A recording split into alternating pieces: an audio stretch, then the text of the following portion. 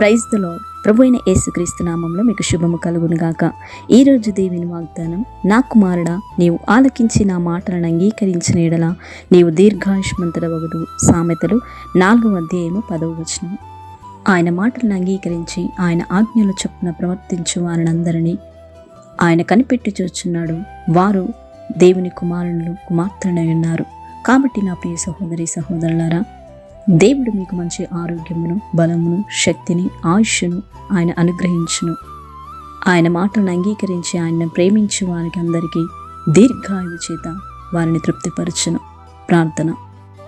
కృపాసత్య సంపూర్ణమైన గొప్ప తండ్రి, మహోన్నతుడా, నీకు స్తోత్రములు చెల్లిస్తున్నావు. నీవెంతైనా నమ్మదగిన గొప్ప దేవుడవు, మా ప్రార్థన ఆలకించే దేవుడవు అయినావు.